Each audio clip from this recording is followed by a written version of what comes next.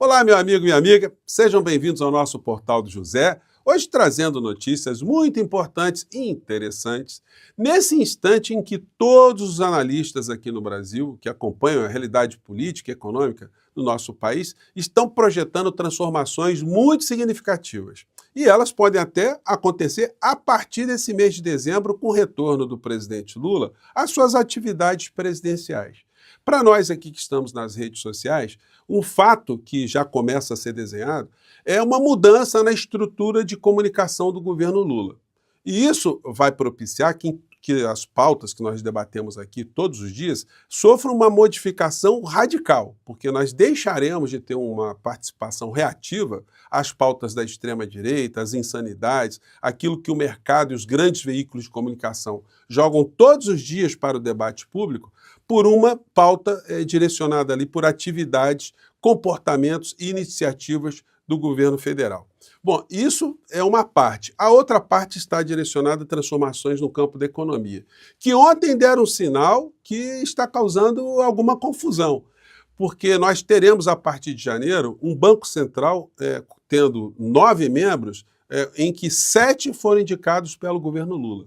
Isso vai representar algum tipo de mudança na política que está sendo traçada pelo Banco Central? Ou essas criaturas serão novos traidores da pátria e nós ficaremos aqui apenas pulando para um lado para o outro, revoltados ali com as coisas que estão acontecendo na condução do Banco Central de Roberto Campos Neto? Bom, vou conversar com vocês sobre essas questões, trarei também alguma situação aqui, ou uma situação pitoresca aqui envolvendo esse mundo cão do bolsonarismo, mas antes de mais nada é sempre muito importante convidar você que está chegando agora no nosso portal e ainda não é inscrito, para que em primeiro lugar você se inscreva aqui conosco e conheça também os nossos outros vídeos. Se você gostar, compartilhe, recomende, participe aqui do nosso chat, enfim, se puder, venha também para o nosso clube de membros, porque aqui você é muito bem-vindo e muito bem-vinda e você ajuda com esse ato ao nosso portal chegar a mais pessoas como você, tá legal? Então vamos seguir juntos aqui.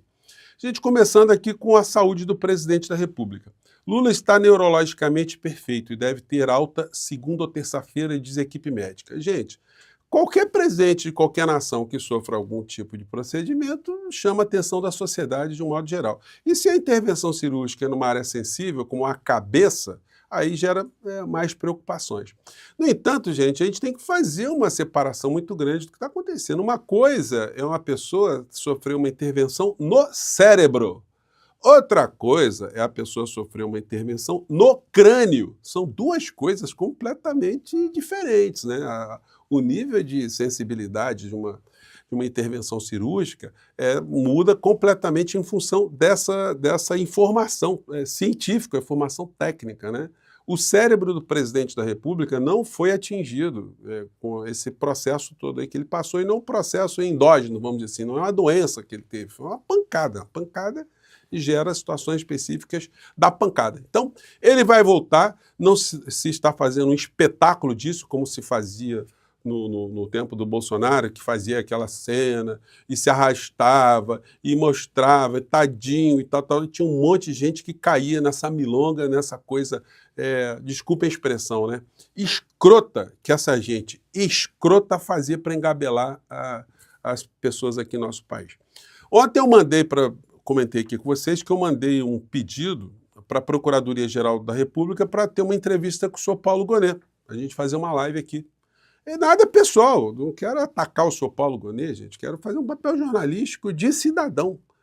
Eu tenho direito, como cidadão, de saber o que é a Procuradoria-Geral da República, cobrar da Procuradoria-Geral da República que se coloque para a sociedade, explique qual é a função que ela tem, o que ela está fazendo, o que direitos ela defende na sociedade brasileira, se ela está defendendo, o que ela... prestar algum tipo de conta, né? Nada, enfim, não tem que se ter receio de um tipo de papo desse, não. Agora, é impressionante como a impressão que eu tenho é que ninguém pergunta ao senhor Procurador-Geral da República o que a instituição está fazendo e fez no nosso país nos últimos anos, né? O que nós sabemos é que está mandando um monte de raia miúda para a cadeia. Aquelas criaturas que caíram na lábia do chefe da Orcrim e tentaram ali destruir a nossa democracia e agora estão pagando um preço muito alto. Então, questões para a gente perguntar, né? No campo pitoresco, antes de entrarmos aqui em situações objetivas da economia, cada vez mais a gente está vendo dissidências nesse mundo cão do bolsonarismo. A notícia do Metrópolis é: presidente mais cagão do Brasil, diz radialista sobre Bolsonaro.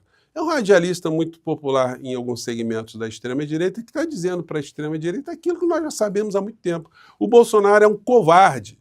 Ele fez tudo o que fez na vida dele apenas para benefício próprio da sua família. Simples assim. E todo mundo que viu que essa figura conquistou muito apoio, grudunhou na figura para ter algum tipo de proveito. E o mercado pegou ali os seus testas de ferro, tendo chefe dos testas de ferro, o senhor Paulo Guedes, para comandar a área econômica do nosso país contra os interesses do povo brasileiro, tendo ali essa criatura, esse boneco do posto, esse fantoche que figurou ali como presidente da República, mas quem de fato mandou no Brasil foram todos os setores mais nocivos para a sociedade brasileira que tiveram nessa figura aí o seu representante, né?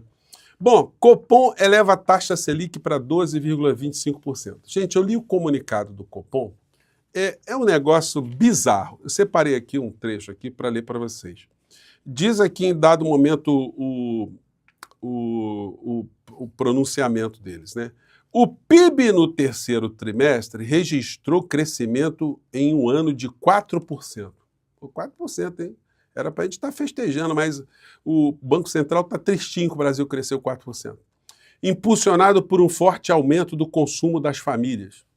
Então, as famílias consumirem mais comida, viagens, objetos, eletrodomésticos, isso é muito ruim. As famílias estão consumindo muito, as famílias não podem consumir. E o governo que teve gastos também. O que, para o Copom, indicou uma abertura adicional do hiato. Então, nós estamos com um problema muito grave, gente, no Brasil. O Brasil está com uma abertura adicional de hiato. A economia está crescendo com mais força acima do seu potencial. Então, o Brasil não tem nenhuma área ociosa, né? O Brasil está crescendo desordenadamente, as pessoas estão consumindo. Isso pode erradicar a pobreza no Brasil, as pessoas com mais trabalho, as pessoas com mais atividades, produzindo mais coisas para exportar, mais conhecimento, mais pessoas estudando, mais pessoas saindo da miséria. Isso é muito ruim, né? Para o Banco Central. E aí, gente, contradições complicadas, né? A Gleisi Hoffmann, presidente do PT, mandou um tweet ontem espinafrando, começa assim: é irresponsável, insana e desastrosa para o país a decisão do Banco Central de elevar a taxa básica de juros para 12,25%. E no final da história ela disse que o Roberto Campos Neto está sabotando o governo Lula e no final, última frase: espero que seu terrorismo fiscal também seja suplantado daqui para frente. Ou seja, vai tarde, Roberto Campos Neto.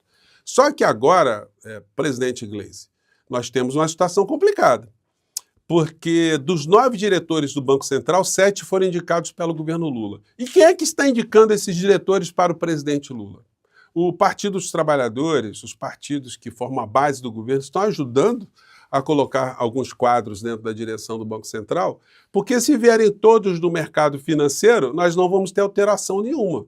Dos 9 novos diretores, 7 foram indicados agora pelo governo Lula. Como é que vai ser a partir de janeiro? Como é que nós vamos considerar a diretoria do Banco Central, que está projetando já mais 2 aumentos de 1% nas taxas de juros aqui no nosso país? Se 1% representa 50 bilhões, só no mês de dezembro de aumento de juros, em janeiro vamos ter mais 50 bilhões e em fevereiro mais 50 bilhões, ou seja, um aumento de 150 bilhões nas despesas públicas aqui no nosso país, com o aumento das taxas de juros. Então, são situações que são para serem debatidas. E se tem um problema muito grave no meio dessa história, e que está amarrado ali por uma série de questões jurídicas, contratuais, administrativas, olha, está na hora do presidente da República, de repente, convocar um plebiscito para a população decidir qual é o perfil de um Banco Central. Se o Banco Central tem que ser autônomo, ele tem que estar a serviço do mercado, ele tem que estar a serviço do povo brasileiro. Porque nesse comunicado aí do Copom, gente, não tem a palavra sociedade, não tem a palavra povo, não tem bem-estar da população, não tem direitos humanos, não tem cidadão, não tem isso. A perspectiva dessa gente é gerar grana, gerar grana para o mercado financeiro. Para essa gente aí, era só importar, tirar todo mundo do Banco Central e trazer a equipe econômica do Milei, que está arrasando com o povo argentino, mas o mercado está achando super legal. Tá? Deu superávit lá na Argentina, sim, mas está matando gente, está acabando com saúde pública, com programas sociais, com remédios para pessoas que têm enfermidades muito graves. Aí sim, essa gente bate palma. Então nós vamos ter embates muito interessantes a partir de janeiro, e isso pode provocar, inclusive, algumas mudanças mais radicais do presidente da República em relação ao enfrentamento dessa questão. O que vai dizer agora a senhora Gleisi Hoffmann com mais 1%, já com Galípolo indicado pelo PT, indicado pelo governo, e depois aumentar mais 1%? Então, olha, a gente vai ter que questionar essas situações todas, né? Bom, em meio a tudo isso, vimos uma pesquisa da Quest que diz que a aprovação de Lula continua estável. No entanto, para pesquisas eleitorais, Lula venceria o segundo turno contra Bolsonaro, Tarcísio e Marçal em 2026, diz Quest. Inclusive, essa pesquisa, ela mostra que se o Haddad for candidato, ele também vence todo mundo. Agora, o absurdo que eu não estou vendo esses veículos de comunicação comentarem, nenhum analista comentar, é por que o Bolsonaro é planilhado nessas pesquisas, já que ele está inelegível. Será que essas pessoas não perceberam? Elas não acreditam em decisão judicial, não? Elas acreditam que vai vir um meteoro aqui e vai colocar o Bolsonaro elegível de novo? Então já é uma coisa muito distorcida, porque coloca o Bolsonaro como uma pessoa potencialmente capaz de disputar a eleição, e ele não pode. Que os institutos planilhem outros nomes, aí tudo bem. Mas o Bolsonaro não, gente. Isso aí é uma pesquisa que acaba causando intoxicação da sociedade, né? As pessoas ficam sem entender. A Quest traz uma má notícia para a matilha, para o mercado. Se a eleição fosse hoje, Lula bateria Jair Bolsonaro no segundo turno por 51% a 35%. O mito está na simulação, mas não será candidato. É possível que esteja preso em 2026. Ele estará preso em 2026. Se candidato da extrema-direita fosse Tarcísio de Freitas, a vitória se daria por 52% a 26%. Bom, se Pablo Marçal substituísse o governador, de 52% a 27%. Olha só, gente, esses dados hoje, para a gente, eles não servem para absolutamente nada. O que vai decidir a eleição será o ano de 2025 e o ano de 2026. Daí a comunicação estratégica é fundamental. E sobre a área da economia, nada é como mais estratégica como a comunicação. Olha só, gente, eu vou mostrar para vocês aqui uma notícia aqui no Valor Econômico e eu gostaria da opinião de vocês. A matéria diz: governo falhou na comunicação do pacote, diz Dweck.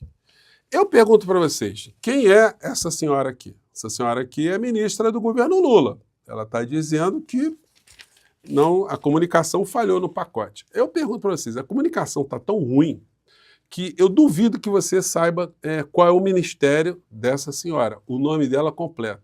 O que faz o ministério dela no governo Lula? O que tem feito, o que tem projetado. Se você faz parte de uma maioria que não sabe o que está acontecendo, é porque isso comprova que a comunicação está muito ruim. Se você acha que eu exagero nas críticas, então coloque aí agora, não vai pesquisar no Google, não. Taca aqui no comentário quem é a ministra, o que ela faz, qual é o ministério que ela está ocupando, para a gente ver se a comunicação está legal ou não está, se as críticas que eu faço aqui são infundadas ou são fundadas, né? Gente, eu vou ficando por aqui, tem mais assuntos importantes para conversar com vocês, mas fica para o nosso próximo encontro às 17h40, tá legal? Um grande abraço, até lá, tchau!